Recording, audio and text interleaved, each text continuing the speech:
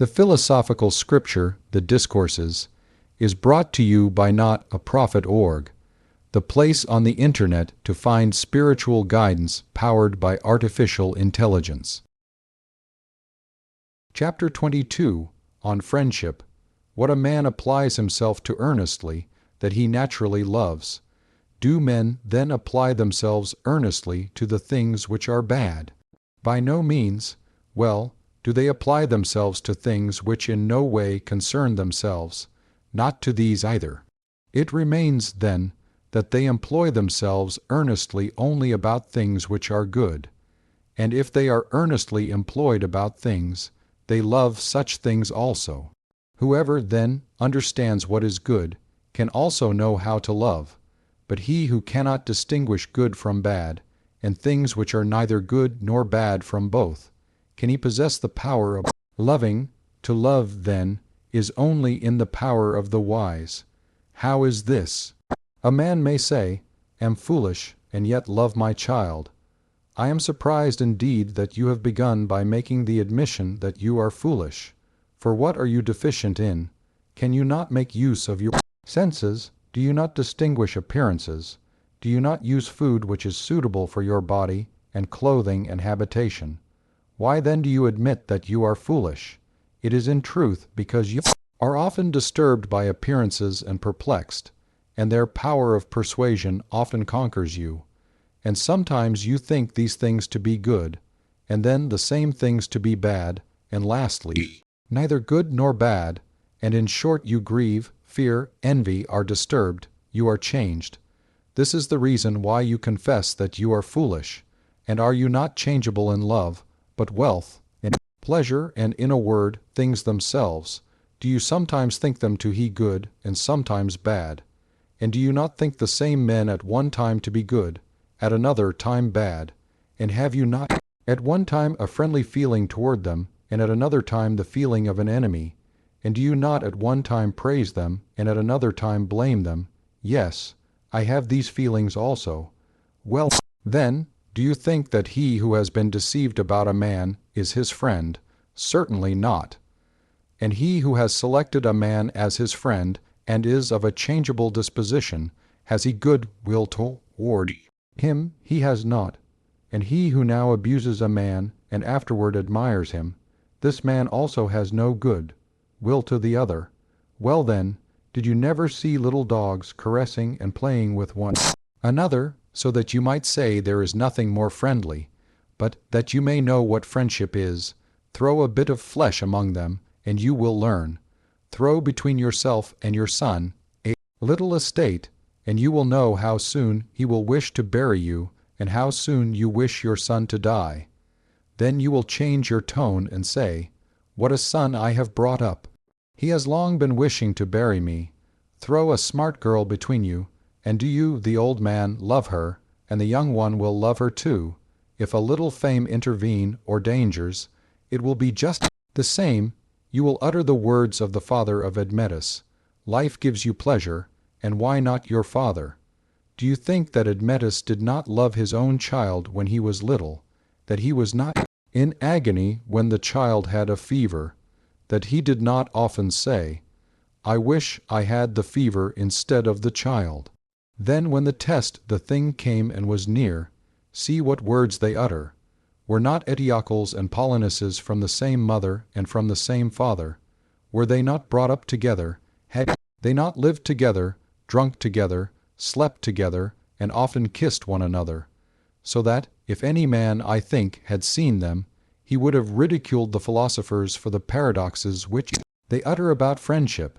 But when a quarrel rose between them about the royal power, as between dogs about a bit of meat, see what they say. Polonices, where will you take your station before the towers? Etiocles, why do you ask me this?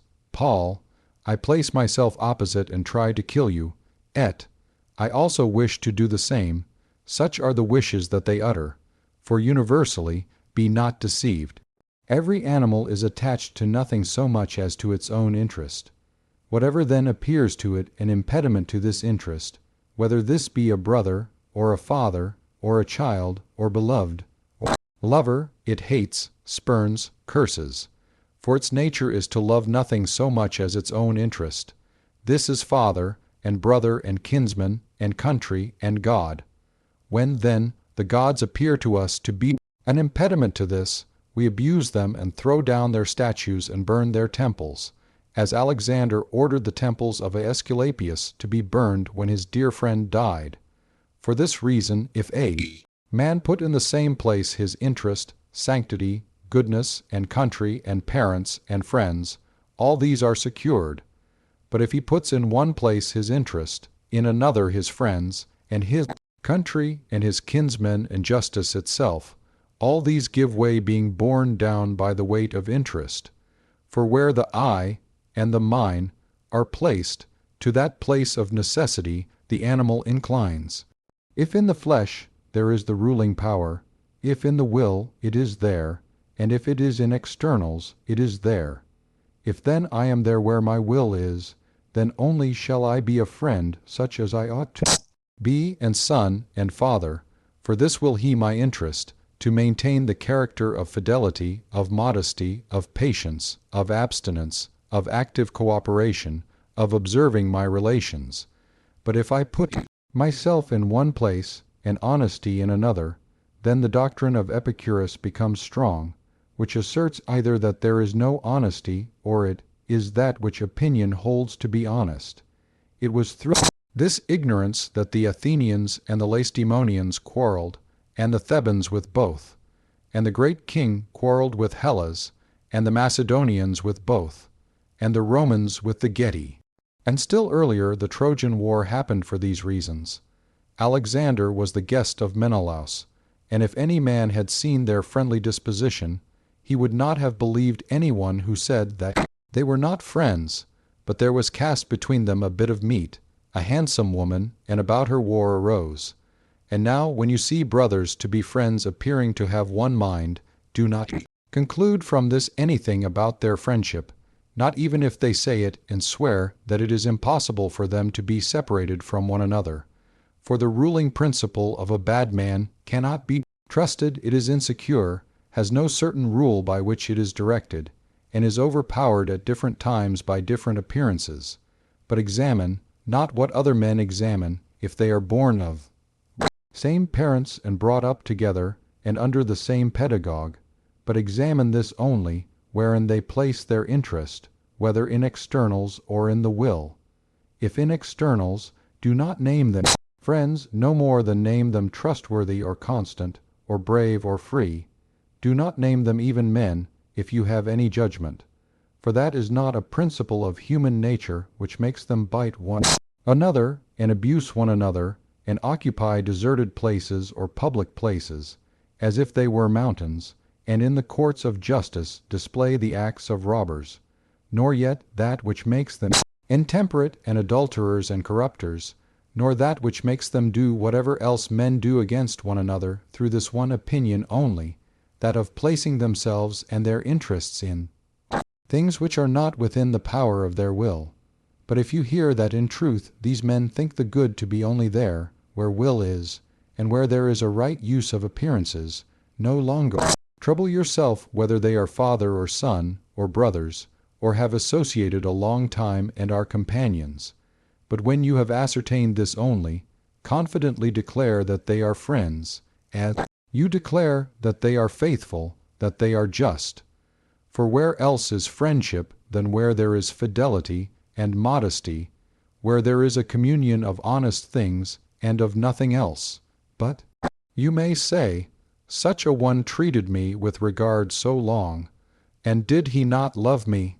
How do you know, slave, if he did not regard you in the same way as he wipes his shoes with a sponge, or as he takes care of his beast? How do you know, when you have ceased to be useful as a vessel, he will not throw you away like a broken platter? But this woman is my wife, and we have lived together so long. And how long did Eriphyle live with Amphiaraus, and was the mother of children and of many? But a necklace came between them.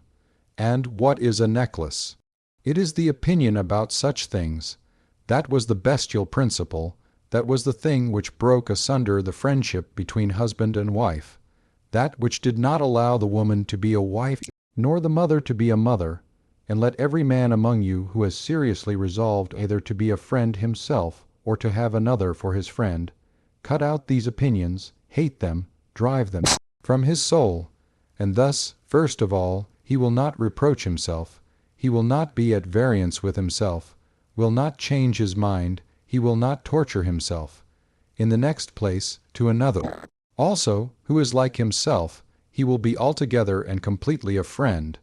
But he will bear with the man who is unlike himself, he will be kind to him, gentle, ready to pardon on account of his ignorance, on account of his being mistaken in things of the greatest importance. But he will be harsh to no man, being well convinced of Plato's doctrine that every mind is deprived of truth. Unwillingly, if you cannot do this, yet you can do in all other respects as friends do, drink together, and lodge together, and sail together, and you may be born of the same parents, for snakes also are, but neither will they be friends nor you, so long as you retain these bestial and cursed opinions. Chapter 23, on the power of speaking. Every man will read a book with more pleasure, or even with more case, if it is written in fairer characters. Therefore every man will also listen more readily to what is spoken, if it is signified by appropriate and becoming words. We must not say, then, that there is no faculty of expression, for this affirmation is the characteristic of an impious and also of a timid man. Of an impious man, because he undervalues the gifts which come from God, just as if he would take away the commodity of the power of vision, or of hearing, or of seeing. Has, then, God given you eyes to no purpose, and to no purpose has he infused into them a spirit so strong and of such skilful contrivance as to reach a long way and to fashion the forms of things which are seen?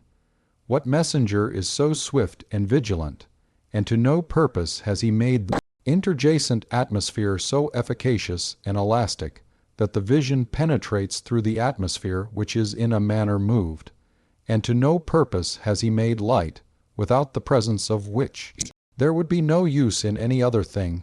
Man, be neither ungrateful for these gifts, nor yet forget the things which are superior to them, but indeed for the power of seeing and hearing, and indeed for life itself, and for the things which contribute to support it, for the fruits which are dry, and for wine and oil give thanks to God.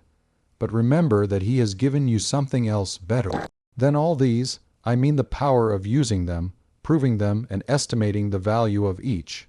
For what is that which gives information about each of these powers, what each of them is worth? Is it each faculty itself? Did you ever hear the faculty of vision saying anything about itself, or the faculty of hearing, or wheat, or barley, or a horse or a dog? No, but they are appointed as ministers and slaves to serve the faculty which has the power of making use of the appearances of things. And if you inquire what is the value of each thing, of whom do you inquire? Who answers you? How then can any other faculty be more powerful than this, which uses the rest as ministers and itself proves each, and pronounces about them? For which of them knows what itself is, and what is its own value? Which of them knows when it ought to employ itself and when not? What faculty is it which opens and closes the eyes, and turns them away from objects to which it ought not to apply them, and does apply them to other objects? Is it the faculty of vision? No, but it is the faculty of the will. What is that faculty which closes and opens the ears? What is that by which they are curious and inquisitive, or, on the contrary, unmoved by what is said? Is it the faculty of hearing? It is no other than the faculty of the will. Will this faculty, then, seeing that it is amid all the other faculties which are blind and dumb, and unable to see anything else except the very acts for which they are appointed in order to minister to this and serve it, but this faculty alone sees sharp and sees what is the value of each of the rest, will this faculty declare to us that anything else is the best, or that itself is? And what else does the do when it is opened than see? But whether we ought to look on the wife of a certain person, and in what manner, who tells us? The faculty of the will. and whether we ought to believe what is said or not to believe it, and if we do believe, whether we ought to be moved by it or not, who tells us, is it not the faculty of the will? But this faculty of speaking and of ornamenting words, if there is indeed any such peculiar faculty, what else does it do, when there happens to be discourse about a thing, than to ornament the words and arrange them as hairdressers do the hair? But whether it is better to speak or to be silent, and better to speak in this way or that way, and whether this is becoming or not becoming, and the season for each and the use, what else tells us than the faculty of the will? Would you have it then to come forward and condemn itself? What then? It says, if the fact is so, can that which ministers be superior to that to which it ministers? Can the horse be superior to the rider, or do to the huntsman, or the instrument to the musician, or the servants to the king? What is that which makes use of the rest? The will. What takes care of all? The will. What destroys the whole man, at one time by hunger, at another time by hanging, and at another time by age? Precipice. The will. Then is anything stronger in men than this? And how is it possible that the things which are subject to restraint are stronger than that which is not? What things are naturally formed to hinder the faculty of vision, both will and things which do not depend on the faculty of the will? It is the same with the faculty of hearing, with the faculty of speaking in like manner. But what has a natural power of hindering the will? Nothing which is independent of the will, but only the will itself, when it is perverted. Therefore this is alone vice or alone virtue.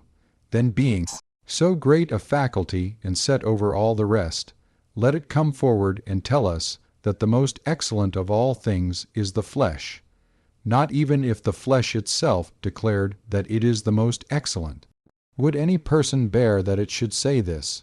But what is it, Epictetus, which pronounces this, which wrote about the end of our being, which wrote on the nature of things, which wrote about the canon, which led you to wear a beard, which wrote when it was dying that it was spending the last and a happy day? Was this the flesh or the will? Then do you admit that you possess anything superior to this, and are you not mad? Are you in fact so blind and deaf? What then? Does any man despise the other faculties? I hope not. Does any man say that there is no use or excellence in the speaking faculty? I hope not. That would be foolish, impious, ungrateful toward God. But a man renders to each thing its due value, for there is some use even in an ass, but not so much as in an ox. There is also use in a dog, but not so much as in a slave. There is also some use in a slave, but not so much as in citizens. There is also some use in citizens, but riot so much as in magistrates. Not, indeed, because some things are superior, must we undervalue the use which other things have. There is a certain value in the power of speaking, but it is not so great as the power of the will. When, then, I speak thus, let no man think that I ask you to neglect the power of speaking, for neither do I ask you to neglect the eyes, nor the ears, nor the hands, nor the feet, nor clothing, nor shoes. But if you ask me, what then is the most excellent of all things?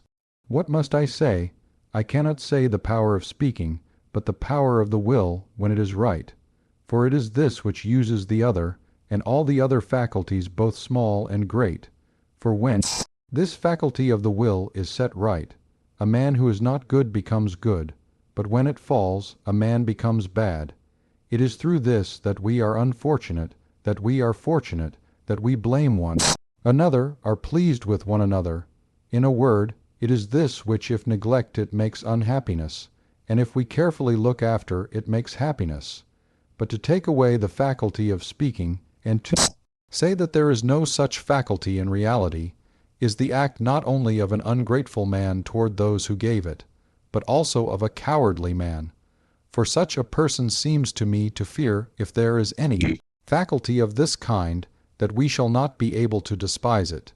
Such also are those who say that there is no difference between beauty and ugliness. then it would happen that a man would be affected. In the same way, if he saw their sights, and if he saw Achilles, in the same way, if he saw Helen and any other woman. But these are foolish and clownish notions, and the notions of men who know not the nature of each thing, but are afraid, if a man shall see the difference, that he shall immediately be seized and carried off vanquished. But this is the great matter, to leave to each thing the power which it has, and leaving to it this power to see what is the worth of the power, and to learn what is the most excellent of all things, and to pursue this always, to be diligent about this, considering all other things of secondary value compared with this, but yet, as far as we can, not neglecting all those other things. For we must take care of the eyes also, not as if they were the most excellent thing, but we must take care of them on account of the most excellent thing, because it will not be in its true natural condition, if it does not rightly use the other faculties, and prefer some things to others. What then is usually done?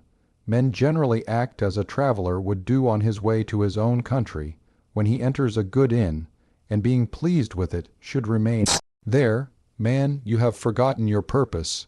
You were not traveling to this inn, but you were passed through it. But this is a pleasant inn. And how many other inns are pleasant, and how many meadows are pleasant, yet only passing through. But your purpose is this: return to your country, to relieve your kinsmen of anxiety, to discharge the duties of a citizen, to marry, to beget children, to fill the usual magistracies, for you are not come to select more pleasant places, but to live in these where you were born and of which you were made a citizen. Something of the kind takes place in the matter which we are considering, since, by the aid of speech and such communication as you receive here, you must advance to perfection, and purge your will, and correct the faculty which makes use of the appearances of things, and since it is necessary also for the teaching of theorems to be effected by a certain mode of expression, and with a certain variety and sharpness, some persons captivated by these very things abide in them, one captivated by the expression, another by syllogisms, another again by sophisms, and still another by some other inn of the kind, and there they stay and waste away as if they were among sirens.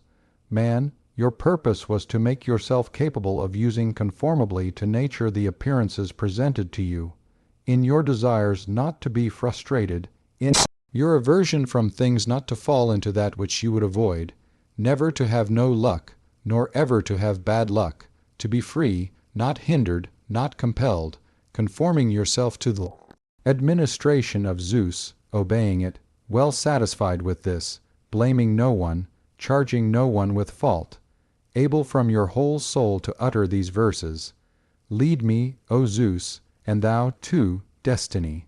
Then, having this purpose before you, if some little form of expression pleases you, if some theorems please you, do you abide among them, and choose to dwell well there, forgetting the things at home, and do you say, These things are fine, who says that they are not fine, but only as being away home as inns are?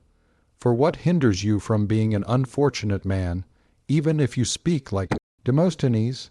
And what prevents you, if you can resolve syllogisms like Chrysippus, from being wretched, from sorrowing, from envying, in a word, from being disturbed, from being unhappy? Nothing. You see then that these were inns worth nothing, and that the purpose before you was something else. When I speak thus to some persons, they think that I am rejecting care about speaking, or care about theorems. I am not rejecting this care, but I am rejecting the abiding about these things incessantly, and putting our hopes in them. If a man by this teaching does harm to those who listen to him, reckon me too among those who do this harm, for I am not able, when I see one thing which is most excellent and supreme, to say that another is so, in order to please you. Chapter 24. To a person who was one of those who was not valued by him, a certain person said to him, Frequently I desired to hear you and came to you, and you never gave me any answer, and now, if it is possible, I entreat you to say something to me. Do you think, said Epictetus, that as there is an art in anything else, so there is also an art in speaking, and that he who has the art will speak skillfully, and he who has not will speak unskillfully. I do think so.